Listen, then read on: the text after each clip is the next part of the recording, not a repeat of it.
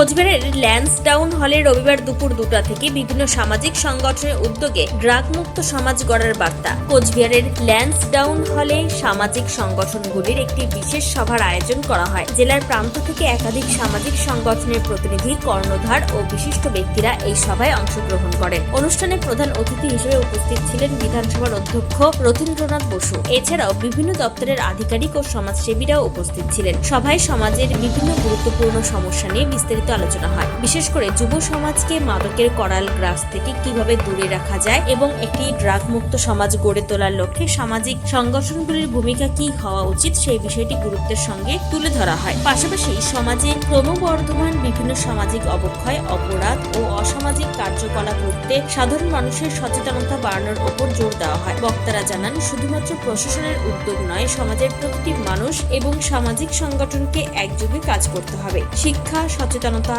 ও সামাজিক দায়বদ্ধতার মাধ্যমে একটি সুস্থ, নিরাপদ ও মানবিক সমাজ গড়ে তোলার লক্ষ্যে ভবিষ্যতে এই ধরনের কর্মসূচি চালিয়ে যাওয়ার বার্তা দেওয়া হয় সভা থেকে। এদিনের সংবাদ মাধ্যমের মুখোমুখি হয়ে কি জানিয়েছেন স্পিকার রথীন্দ্রনাথ বসু।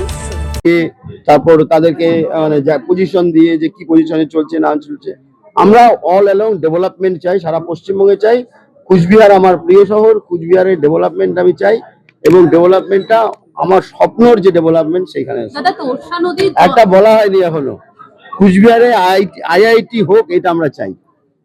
কোচবিহার থেকে নিজস্ব প্রতিনিধির রিপোর্ট, টাইমস 14 বাংলা। আরো নিত্য নতুন ভিডিও পেতে এবং তথ্য জানতে আমাদের ফেসবুক পেজকে লাইক ও ফলো করে রাখুন। সেই সঙ্গে টাইমস 14 বাংলার ইউটিউব চ্যানেলকে সাবস্ক্রাইব করতে ভুলবেন না। মুখের উজ্জ্বলতা হারিয়ে গেছে, স্পট পড়ে গেছে, ব্রণ ভর্তি, তাই আর দেরি না করে আজই আসুন রায়গঞ্জের চণ্ডীতলায় হেলথ প্লাস মাল্টি স্পেশালিটি ক্লিনিকে এবং এখানে পান অভিজ্ঞ ডাক্তার দ্বারা ফ্রি স্কিন টেস্ট। আরো বিস্তারিত জানতে যোগাযোগ করুন 9674895169 এই নম্বরে।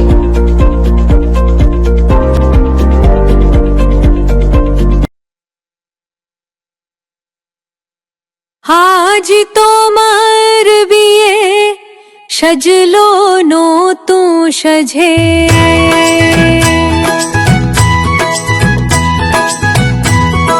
সবার